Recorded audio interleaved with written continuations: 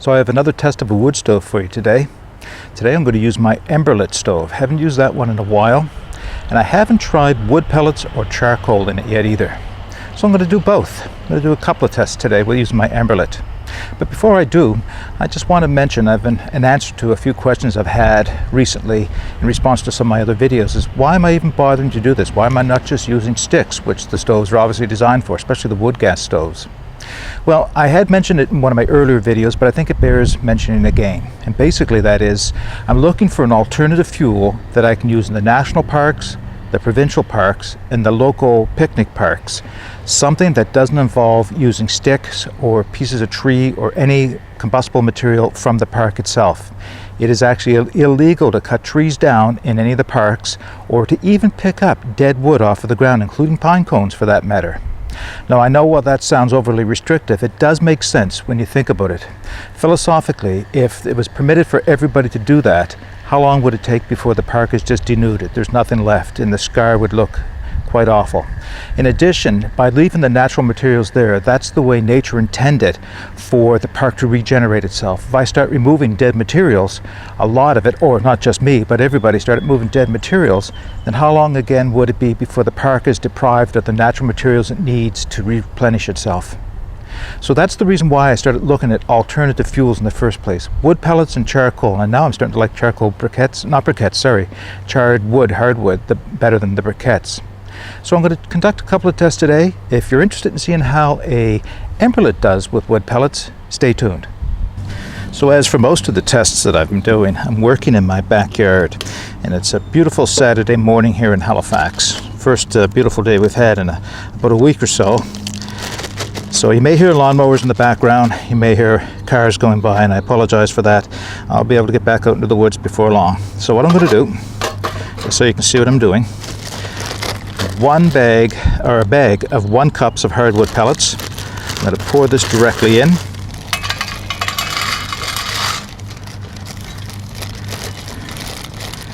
A few pellets trying to escape on me. And on top of the pellets, I'm going to pour 2 tablespoons of methyl hydrate.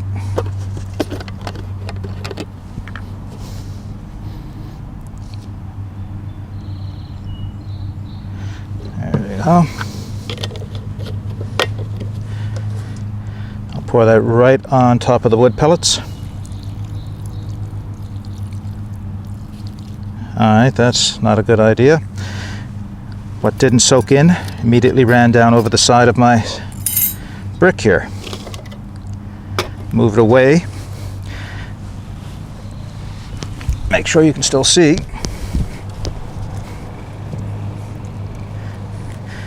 Alright, let's light this up. Now I guarantee that that's going. I can hear it, but I can't see it, because that's the nature of using alcohol in the sunlight. So I'm going to have to give this a few minutes to see if it catches the pellets well. I do have a boil test planned. We'll just see what happens. Stand by.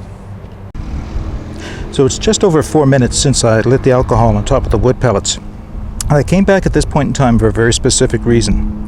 For those of you who know of Hiram Cook and his tests he likes to do with alcohol stoves, back in 2012 he did a test with an Emberlit stove using wood pellets. First test he did, the pellets went out, just completely died out at 4 minutes. Well, what I'm seeing right now, and hopefully you're seeing as well, is my pellets seem to be working quite well. Now I have a few more pellets in here than Hiram did. I used alcohol as opposed to some what looked like may have been waxed cardboard that he put on top of it. But I think there's enough of a flame here that I'm going to try the boil test. Quite honest, I didn't expect this to work as well as it's working now. But we'll see what happens with the boil test. I also find there's a bit of a breeze kicking up, so I'm probably going to put my windscreen around this just to give it a little protection. All right, let's put the kettle on.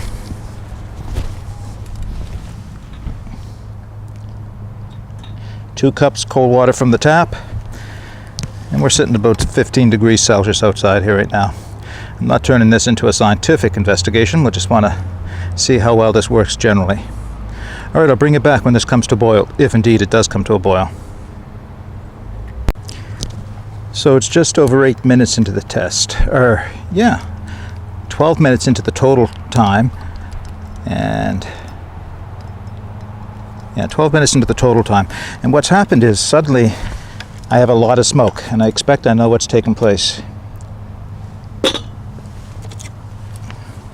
Hoping you can see this. See if I can zoom in on it a little. No flame whatsoever. Flames have gone out, and my wood pellets are just charring down there, just smoking. So I've got no active flame. My water did not come to a boil. To be honest, this wasn't totally surprising. This is pretty much what had happened to Hiram Cook in his video. So I'm not calling this a fail, because this is pretty much what I expected to see happen in the first place. A little bit disappointing. I would have liked to have seen it work properly, but it is what it is.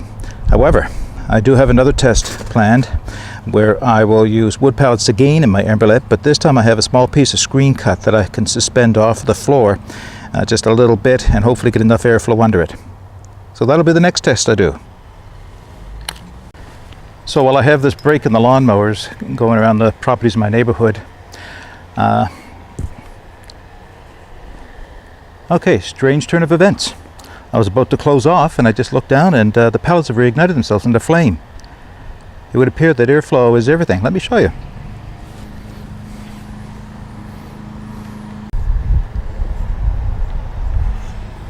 So I removed the windscreen, took the kettle off, and was getting ready to dump the pellets into a container I have here so they could just smolder out. I was getting ready to close the video off, and the pellets reignited, and they've reignited with quite a bit of force as well. I'm going to put my kettle back on, see what happens.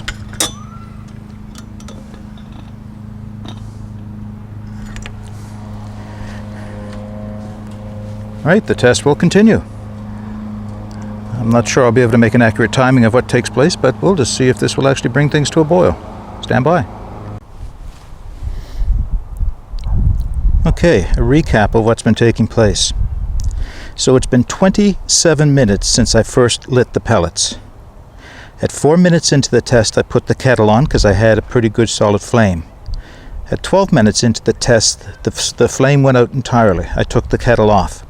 I was getting ready for closing comments on this video when I looked down and noticed that the pellets had reignited themselves, and that was around the 15-minute mark. At the 16-minute mark, I put the kettle back on, and here we are at 27 minutes with a boil. Now, it's not a really forceful boil, but the water is boiling. Let's have a look at what's going on inside. So most of the pellets have burned off. It seems to be the flame is concentrated into one corner, actually towards the bottom left of the screen. And there are pellets burning. Is this a success? Well, it's certainly not the performance you'd like to have from wood pellets in a stove or wood stove at all, but it's burning better than I had expected initially. So it's a successful test in that I did get water to a boil, but I think I can do better than this. So I'm going to watch and just see how long before the flame does go out entirely, and then I'll report back. All right, a few closing thoughts. It was 30 minutes when the fire finally died out of the pellets. Quite a surprising test. Interesting at the very least. Hope this was helpful to somebody who may have been considering using wood pellets in their Emberlit. I do have another test I mentioned where I'm going to use the Emberlit again with wood pellets, but I'm going to suspend a screen just off the bottom of the floor to see if I can increase airflow. If it's effective, it may be an alternative worth looking at. Alright, if you've enjoyed this, maybe you'll consider subscribing to my channel. At least like this video and follow along and see if you see any of the videos that you do like. But in the meantime, get out and explore. Take that path less traveled. It will make all the difference.